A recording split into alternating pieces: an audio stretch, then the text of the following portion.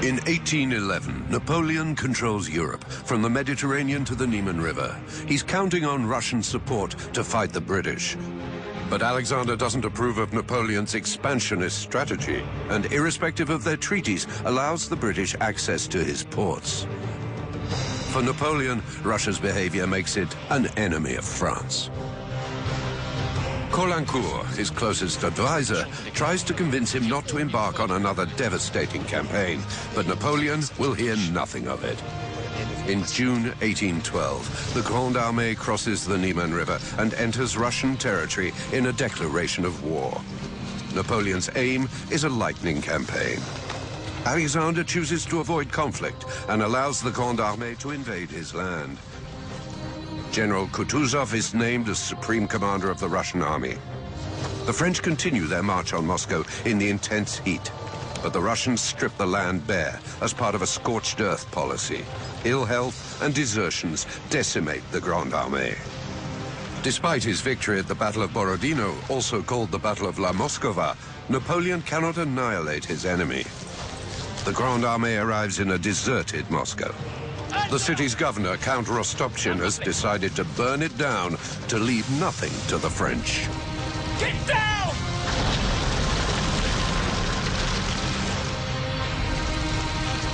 The Russians are ready to do anything to destroy the Grande Armée.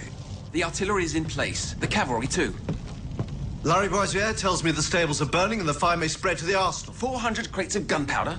The slightest spark could blow the lot. We don't have a moment to lose. We have to leave the Kremlin.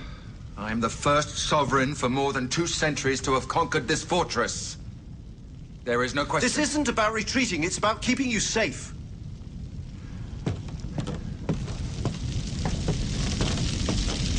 The fire spreads, and it's impossible to predict where or when it'll stop. But Napoleon wants to prove his determination to the Tsar. Savages. Burning their city like this. This is not how a war is fought!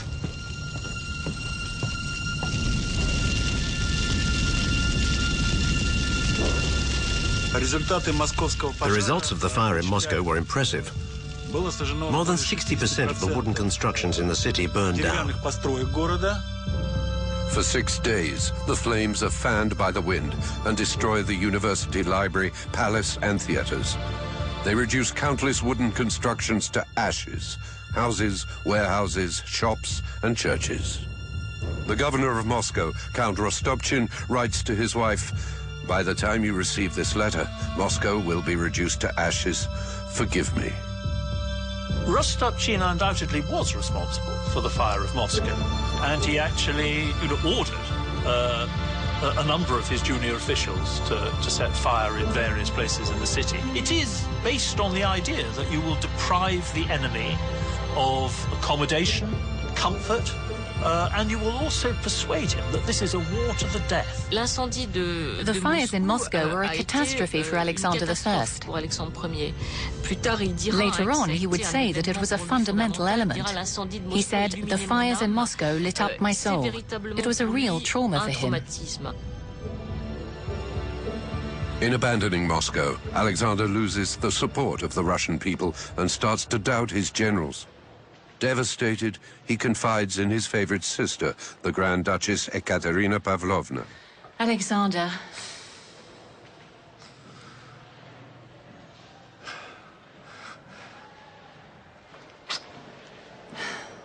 How could you allow the Corsican to take residence up in Moscow? Kutuzov led me to believe that our armies triumphed in Borodino. He tricked me and... You weren't responsible, brother. I didn't want to listen to Kutuzov. I was just giving in to the general consensus. They're accusing you of betraying the honor of the country and ruining the people. All the classes are united now in their condemnation of you. I don't have the skills. Stop doubting yourself.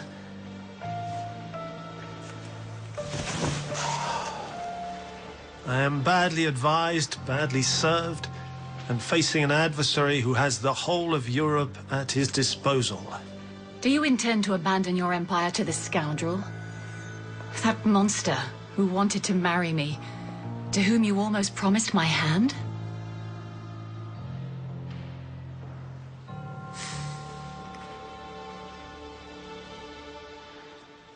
Don't worry.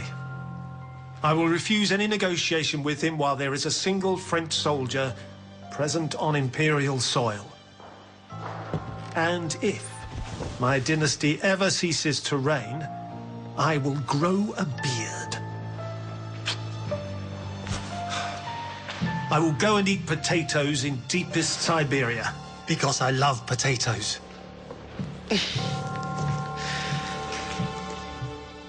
Progressivement, Gradually, the Tsar ends up laying the blame on the French for the fires in an attempt to reunite the population.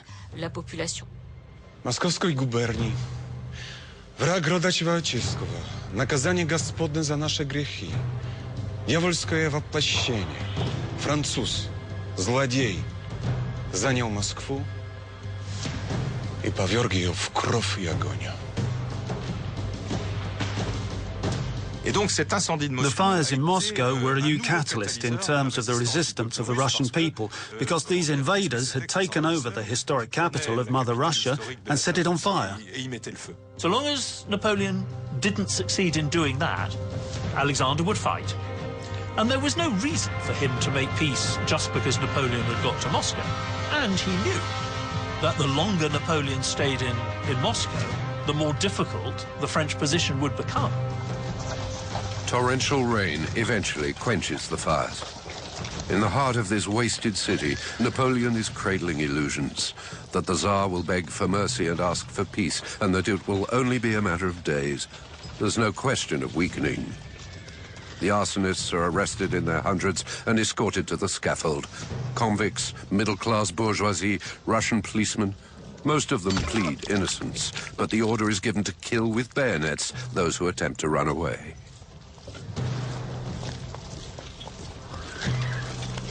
Sergeant Bourgogne remembers. Until Moscow, I had always been a fairly carefree person who was above the problems burdening us. It seemed that the more danger and suffering there was, the more there needed to be glory and honor.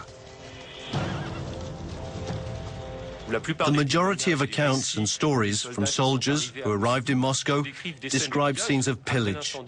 After the fires, Napoleon left people to their own devices. He allowed the city to be pillaged, and his soldiers amassed a wide range of objects, including antiques, jewelry and paintings. There was meat to be found, vegetables and drink, and there were a lot of stories that showed that the soldiers who were able to break into the cellars of the Moscow bourgeoisie found plenty of alcohol there, emerging completely incapable of doing their jobs as soldiers.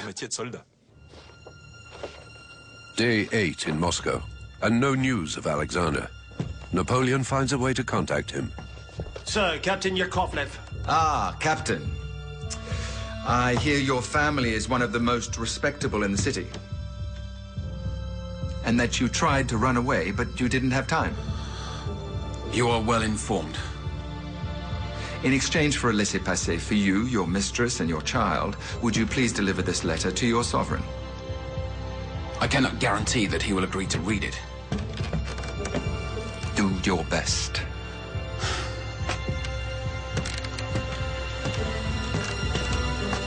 The Emperor hopes to push the Tsar into an honorable capitulation. Alexander, my brother, I'm a peace-loving man. It's not with pleasure that I am camped here. I miss my wife and son, and I wish you no harm. But those who serve you are only seeking personal glory. I am convinced that if nobody comes between us, our former friendship will soon return, and all this unhappiness will be over.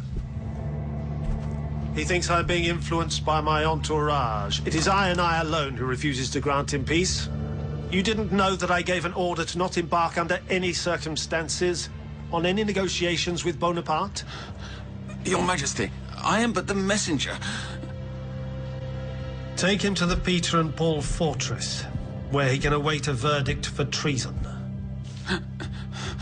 I was forced to do it. For Alexander I, signing a peace treaty would probably have been a suicide mission. he would have been removed from the throne and replaced. And Alexander I knew that very well. The Tsar was categorical. Not only did he not want to negotiate, but he didn't even want anyone to speak with the French emissaries on his behalf. And above all, Napoleon considered that having taken the historic capital of Russia, he had won the war, and now it was just down to thrashing out a peace treaty. While he waits for Alexander to capitulate, Napoleon manages French affairs from Moscow. He also organizes the daily lives of his soldiers to keep them busy and to lift their spirits. As such, he reopens the French theater in Moscow, but only for the troops stationed in the city. With Moscow having been largely destroyed by the fire, the majority of the soldiers have to camp out in the suburbs. Outside the city walls, they are much more exposed to the enemy and are attacked by partisans, helped by armed women and peasants determined to support their fathers and husbands and to avenge their brothers and sons. In terms of the partisans, there's only one thing you can say. They were army brigades made up of Cossacks and Hussars. It was the biggest force that had ever fought the French. The Cossacks came from the south of the country and formed communities of free men. They had preserved a certain autonomy and used unusual tactics inherited from the people of the steppes. They were used to harass the enemy, attack its flanks and rear guard, and to damage communication lines night and day. These tens of thousands of Cossacks inspired terror in their enemies and wore down their spirits like diabolical apparitions. Alexander still refuses to answer. What ridiculous stubbornness. He will regret this. I'm sending you back to St. Petersburg, Caulaincourt. You will see the Emperor Alexander and you'll make peace. He knows you. He will refuse to see me. He knows that time is on his side. Winter is coming. Oh, stop with the winter. The fall is milder here than in Fontainebleau. Don't count on it, sir. Winter will come, and in the state we're in, it will hit us like a bomb. Continue. We need to re-equip the army. We need sheepskins, gloves, hats, fur-lined boots, the things one needs for winter. I'm listening. Many of our men have already perished between the Niemen River and La Moskova, and believe me, we are lacking so much. We haven't prepared the winter horseshoes, so how will they manage with the artillery, with the diseased and wounded? The weather is still good. Let us profit from it and leave Moscow. Leaving Moscow would be admitting defeat. I understand your scruples about meeting Alexander. While Russia is so devastated, if that's the case, go and see Kutuzov. He will not give in either. Then I'll send Lauriston, and he will have the honor of having made peace and having saved the crown of your friend, Alexander. You're dismissed, Caulaincourt. There is no question of a Russian capitulation. In sending the Marquis of Lauriston to negotiate with General Kutuzov, Napoleon hopes above all to save face and save his troops. Like Caulaincourt before him, Lauriston had been the French ambassador in St. Petersburg. The Emperor, my master, would have liked to have handled Moscow like Vienna and Berlin. But in setting it ablaze, your compatriots have destroyed the work of several centuries. Милые дамы, через несколько минут я полностью ваш. We have never made war in this way. Our soldiers are not arsonists. Unfortunately, the people are convinced of the contrary. For the Russians, this war is as devastating as a Tatar invasion. You cannot compare Napoleon to Genghis Khan. Oh, you're right. Genghis Khan was never so disrespectful as to turn our churches into stables. Your peasants have demonstrated extreme cruelty towards their prisoners. They scald them and impale them alive. Their ferocity is contrary to the rules of war and... Is our regular army also so dishonorable? No, but... Alas, I cannot control the serfs. They need to be completely re-educated. Let us at least organize an exchange of prisoners. The Emperor sincerely desires to put an end to this quarrel between two such generous nations. Let us find a compromise. A compromise? Do you want me to be damned by posterity? This war cannot go on any longer. Let us try to conclude an armistice. Oh, I am absolutely forbidden from speaking that word. Three times Alexander refused to enter into negotiations, and it paid off. A battle-weary Napoleon was forced on the 19th of October to announce his withdrawal. Napoleon is not a complete idiot. He can add up the realities of military logistics, and he knows what will happen to him if he stays in Moscow over the winter and all his horses die, as they undoubtedly will. And he imagines, again not entirely realistically, what might happen in Paris if the emperor is cut off from his capital for 4 months at the other end of Europe.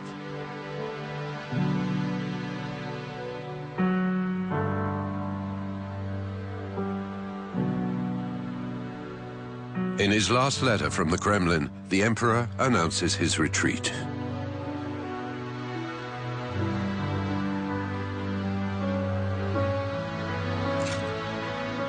This letter reveals a man overwhelmed.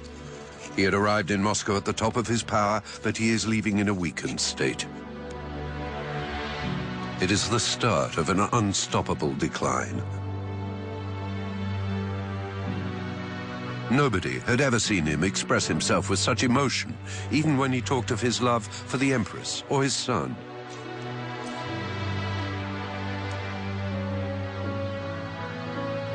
Moscow has floored him.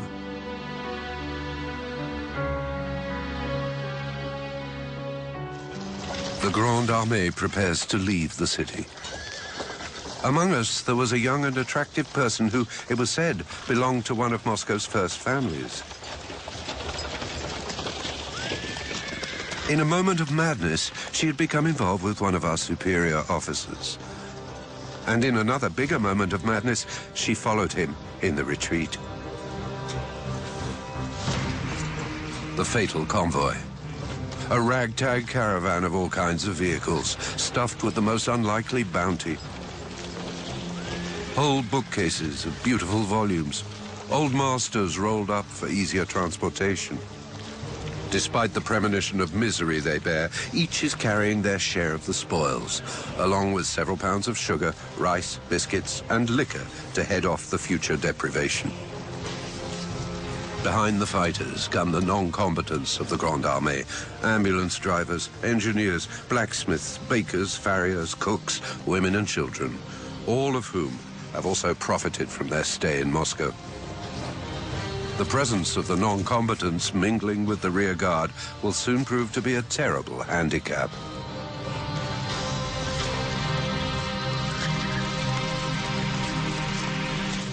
Kutuzov's strategy is, in a way, simple. He believes that the climate will help to destroy the French army.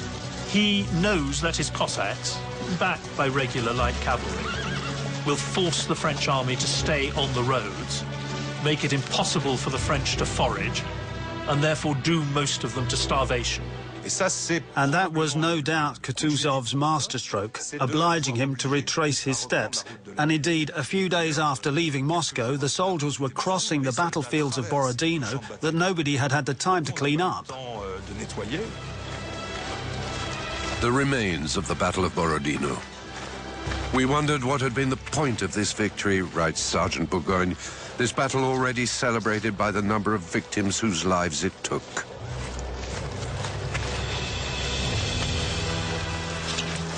As far as the eye could see, there was an almighty stench with legs, arms and heads poking out of the earth. The rain had left open graves. There is nothing more pitiful than all those dead who had barely kept their human form 52 days after the battle.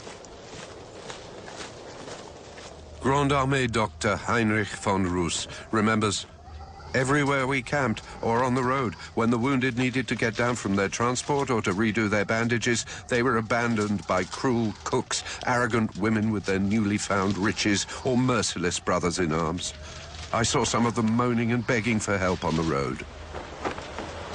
Like Armand de Caulaincourt had sadly predicted, the winter arrives without warning in early November.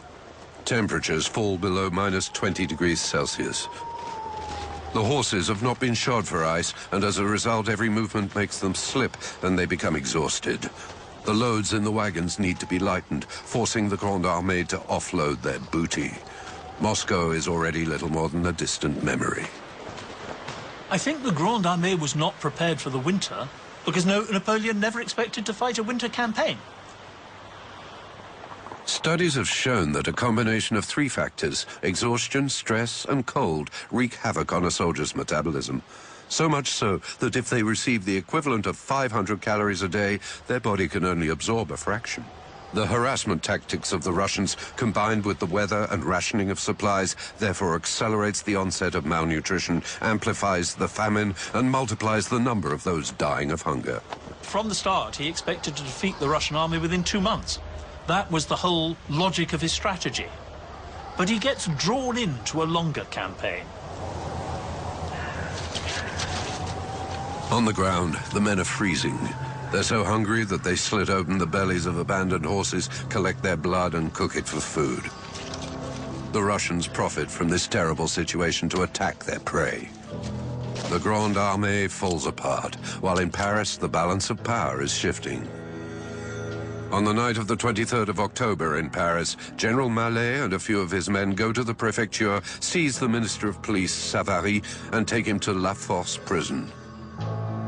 Mallet and his accomplices then go to the High Command in Place Vendôme without encountering the slightest resistance.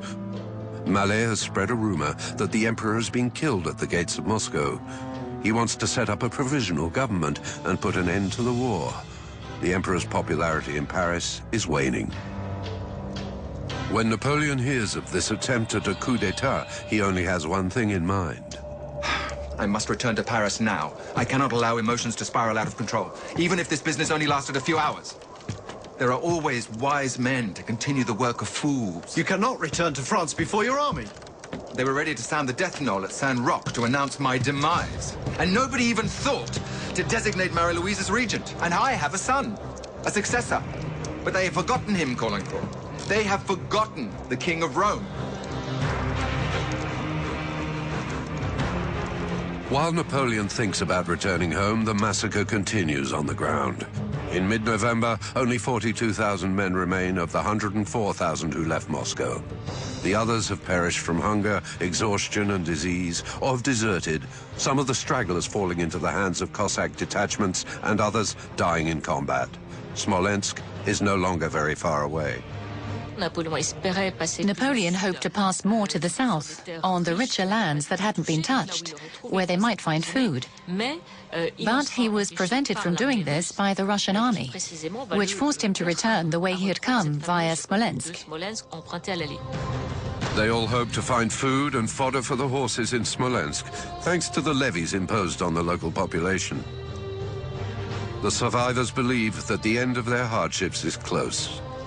In Smolensk, Napoleon had given orders for provisions so the men would have something to eat when they arrived. But the troops he'd left there had already started on these reserves, which meant that there wasn't enough to fulfill the needs of the returning army.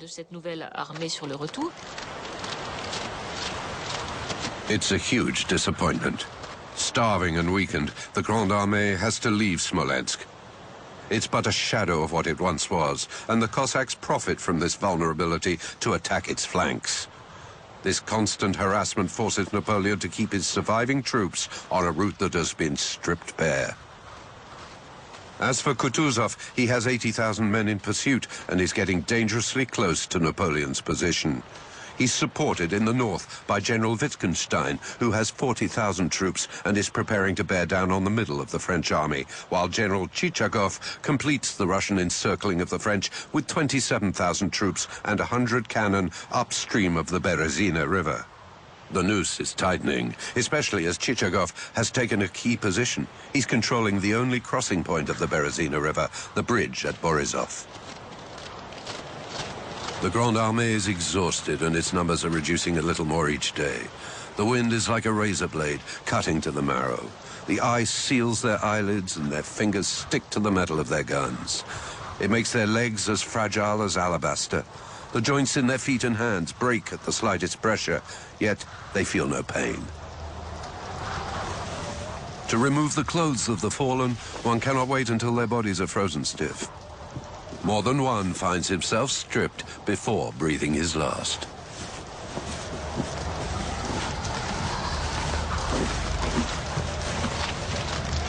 Sergeant Bourgogne remembers. Exhausted by this inhuman march, I left the ranks and joined up with a few soldiers.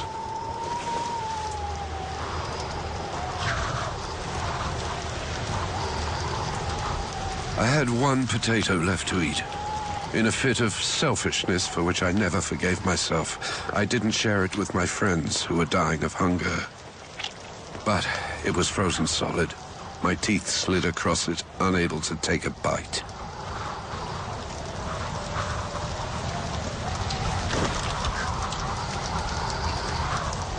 I was taken by an overwhelming desire to sleep, but I knew that it would be fatal. I had to move, march, and stay awake, so I went back on my way.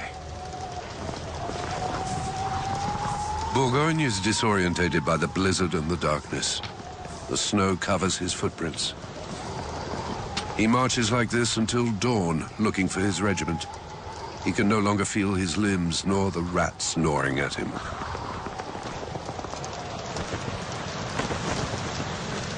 At dawn, he discovers the remains of a convoy and the hope of finding something to eat.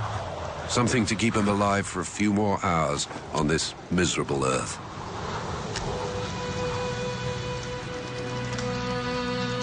Подожди. Не стреляй.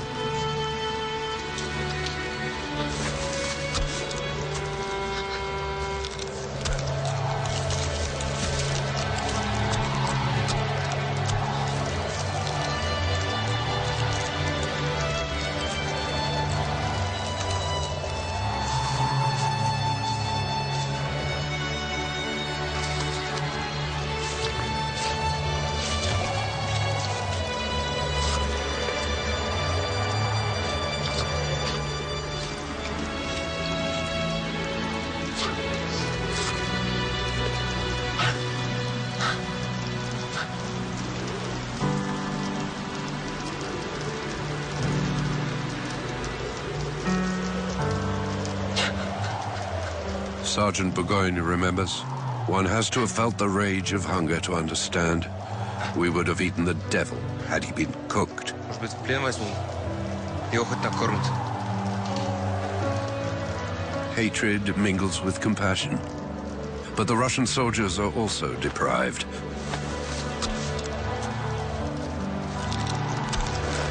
A prisoner means one more mouth to feed. Choices have to be made.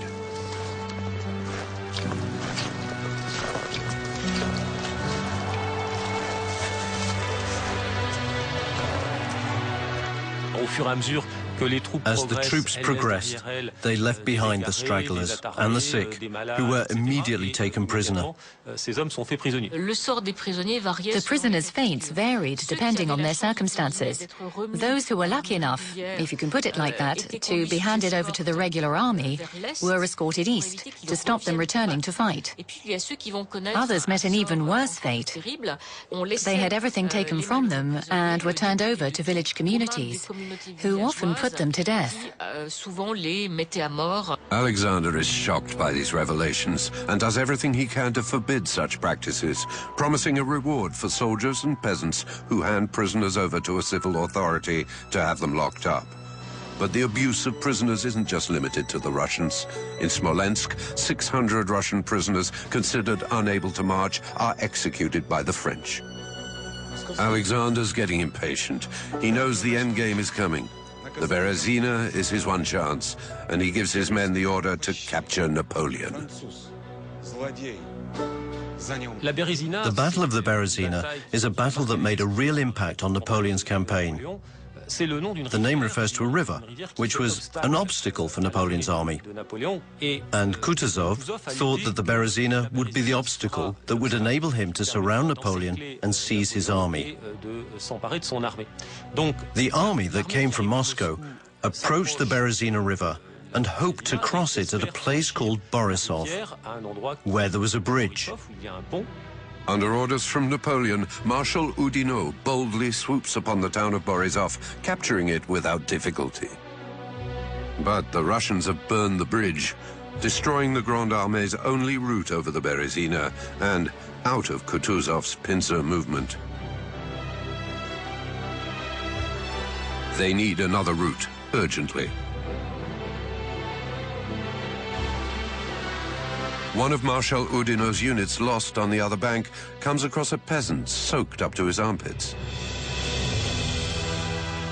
They deduce there must be a place where the river can be forded nearby. They interrogate the peasant, who tells them that it is nearby the village of Studyanka, 8 miles north of Borisov. But Napoleon is not the only one to understand the strategic importance of the bridge at Borisov. Chichagov is defending the west bank with 30,000 men and 100 cannon. At the same time, Kutuzov is coming up behind the Napoleonic forces with his 80,000 troops. And he asked General Wittgenstein to complete the circle with a 30,000-strong force. But Napoleon predicts their charade. Oudinot and Mouton, you will discreetly advance your troops towards Studyanka. When night falls, you will build 2 bridges there. One for the artillery and the wagons, and the other for the infantry and cavalry. But, sir, if... Wait, Lauriston. At the same time here, downstream from Borisov, visible to the enemy, we will rebuild the bridge there. But, contrary to what the Russians will think, we won't use it. And while Chichagov concentrates most of his troops here, our troops will cross the river here, in Studyanka. The apparently helpless situation of the Grande Armée did nothing to disturb the Emperor's serenity. Everyone else was in a panic, writes Caulaincourt. But Napoleon was bigger than that. Hope intoxicated him more than the most terrible setback could drag him down. Napoleon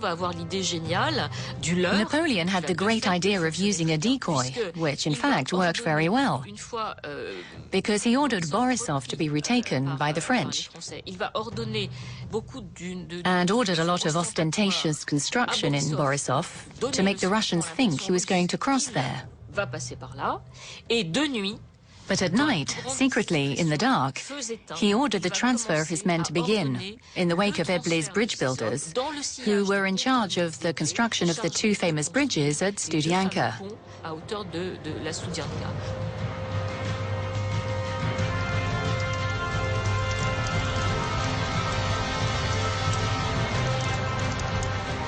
If Napoleon's army cannot cross the Berezina, they have no choice but to surrender.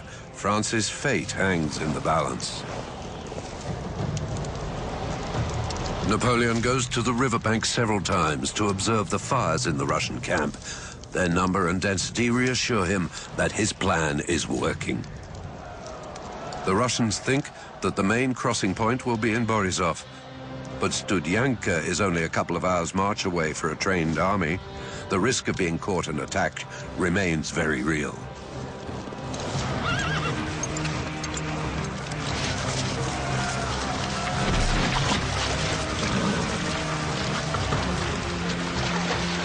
The western bank of the Berezina at Studyanka must be protected. Napoleon orders the 50 members of General Corbineau's cavalry to swim across the river. Each horse also carries an infantryman on its neck. 400 soldiers join the brave cavalrymen on makeshift rafts. There is a constant back and forth between the 2 banks. In parallel, the weakened Russian forces of General Kornilov are crushed by 50 cannon being directly commanded by Napoleon. The western bank is soon cleared.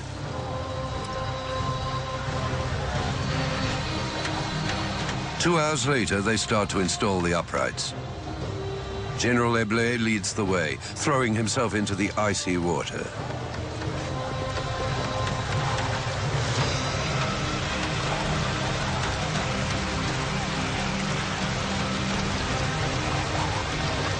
Eblé's heroic bridge builders remove their clothes and get down to work, ignoring the huge blocks of ice floating in the river.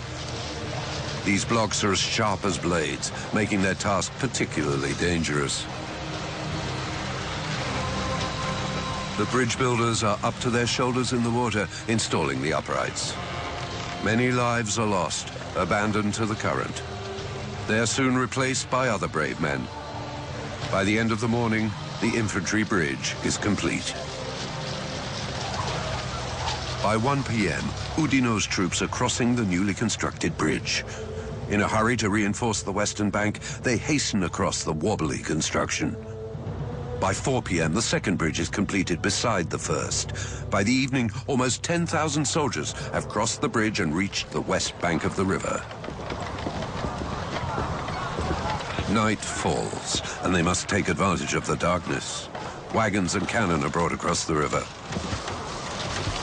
The bridge vibrates and 3 times gives way, failing to support the weight. The loyal bridge builders jump back in the water to repair or replace the broken parts. It's a race against time, and the temperature is minus 30 degrees as they fix the bridge in under 3 hours.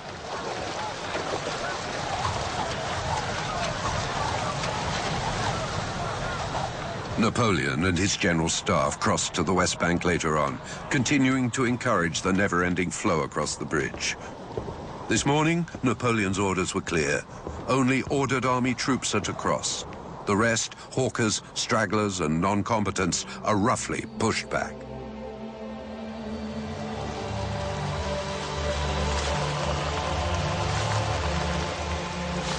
After several days of solitary marching, Sergeant Bourgogne eventually meets up again with his companions. He joins non-combatants and stragglers who have been waiting since the previous day to cross the bridge. One witness wrote, "Those who entered Russia to fight barbarism and introduce civilization are now nothing more than debris, pathetic ghosts." During the night of 27th of November, something incredible happens. There's virtually nobody pushing to cross the bridge. The way across is clear. But an exhausted and feverish Bourgogne is asleep beside a fire.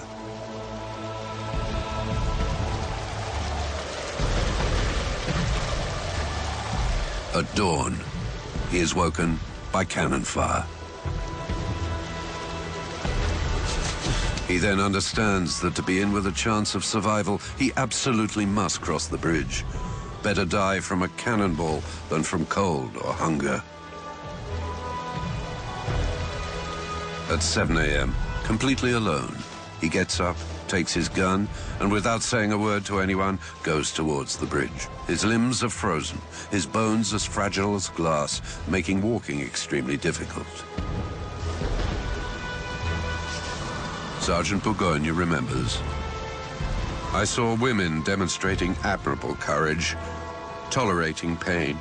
Some even put men to shame, men who did not know how to tolerate adversity with bravery and resignation. I crossed the Berezina River on a totally deserted bridge.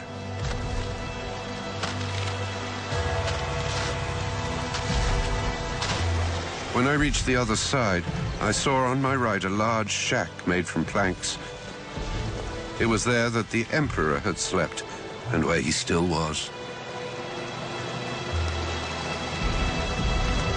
Bourgogne reaches the west bank and joins his comrades.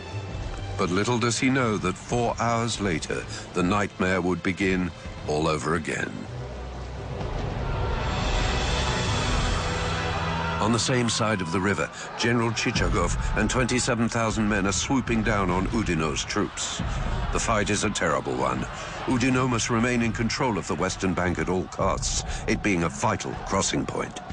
At the same moment, on the east bank, General Wittgenstein is leading 40,000 soldiers to attack Marshal Victor's 10,000 troops. As the rearguard has stayed near to Studyanka, Napoleon's army is trapped. It is panic on the eastern bank. In the middle of the fighting and cannon fire, thousands of stragglers and non-combatants who have been waiting for 2 days race pell-mell onto the ramps leading to the bridges. Terrified men, women and children are shot down by cannon fire, trampled by horses, or fall from the slippery wooden structures. Grande Armée surgeon Baron de Larrey remembers, "The horror was everywhere.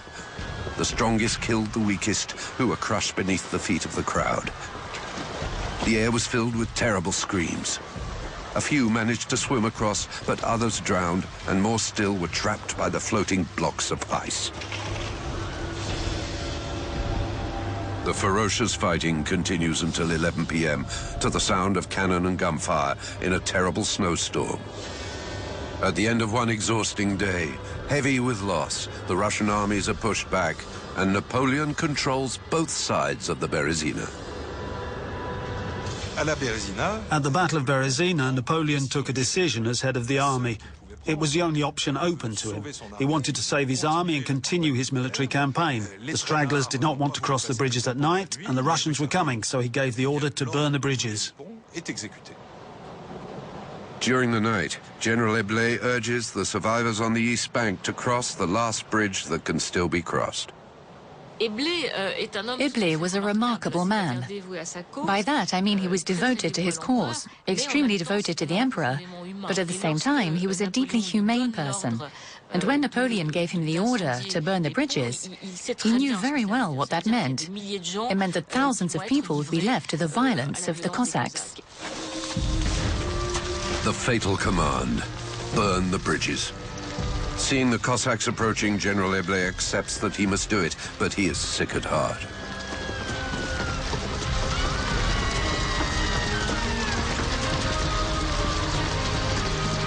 In the first flames, there is a mad scramble to cross the bridge. The stragglers are running all over the place.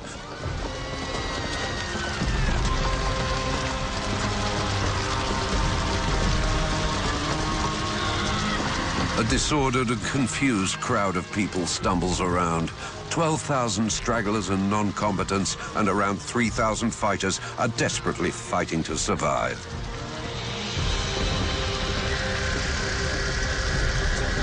As seen by the powerless spectators on the right bank, this is a spectacle of horror and suffering.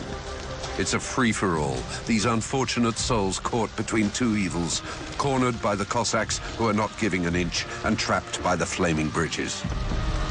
There is no way forward and no way back. In the rush, the bridge collapses.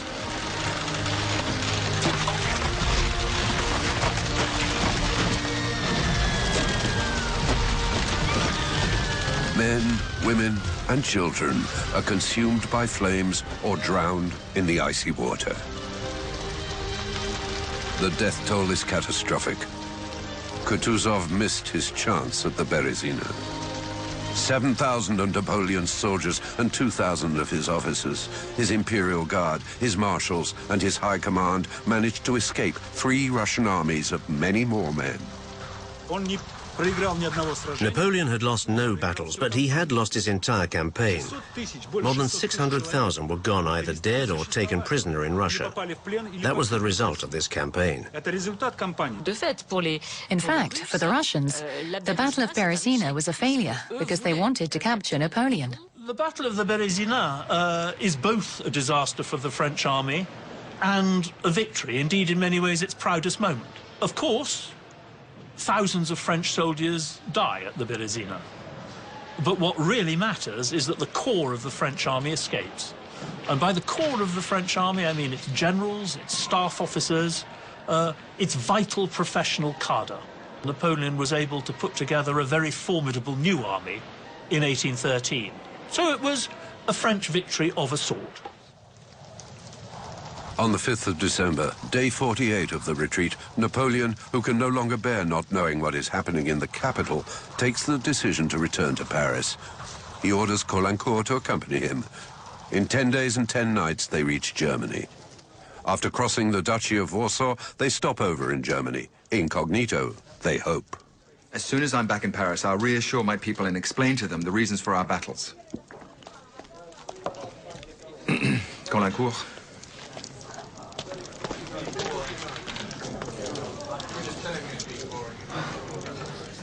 Events have proven you right, Caulaincourt. But I didn't lead this campaign like some Don Quixote in search of adventures, no. The only difference between me and other sovereigns is that problems stand in their way, whereas I like to overcome them, especially when the rewards are grand and noble, worthy of me and the nation. If it hadn't been for the weather, the Russians would have capitulated. Look, our disasters were limited to a week. We stayed a week too long in Moscow, but nothing is over. We'll prove ourselves yet. Do you not think we should... I know what you think of me, Caulaincourt, but I have no more ambition. I'm too old for it, believe me. I yearn to rest. But I want to finish my oeuvre.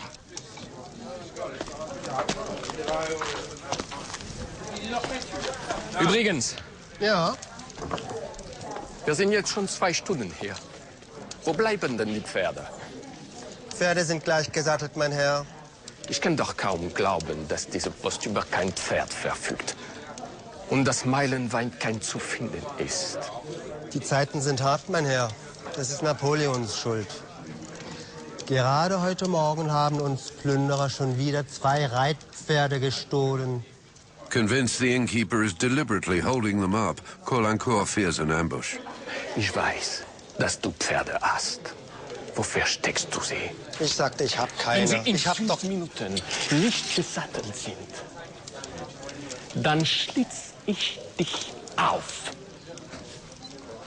In Ordnung, kommt sofort.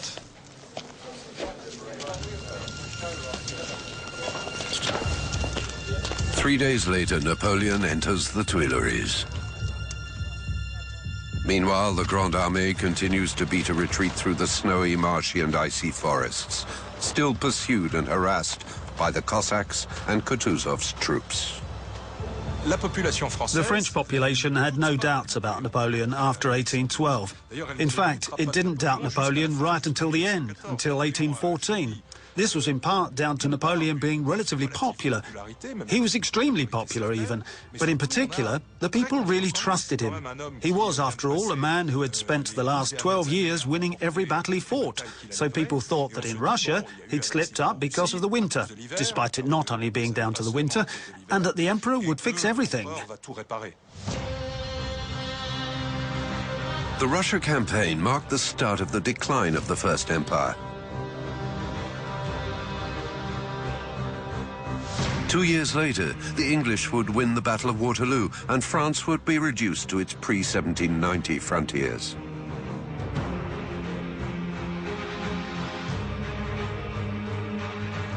However, it was the start of a new era for Russia, which found a new place as a major global power.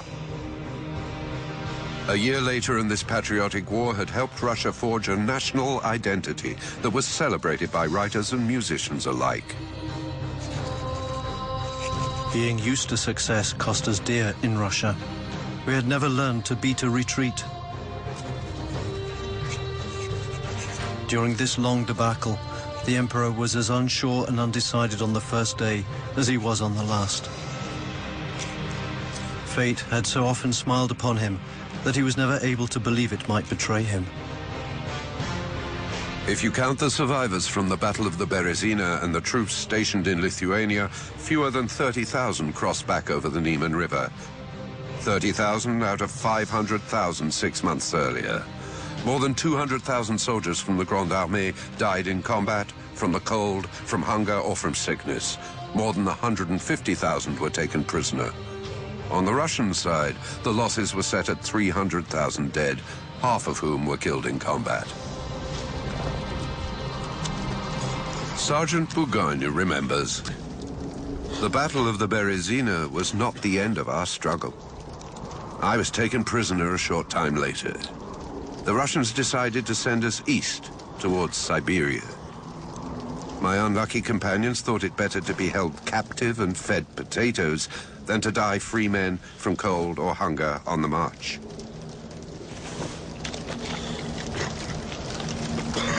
But I pointed out to them that it would be much better to escape their clutches. Several thousand of us died before reaching Siberia. Others accepted the Tsar's offer to take Russian nationality and settle in this land they had been asked to conquer. As for me, I eventually managed to escape. And in the spring of 1813, I arrived back in France.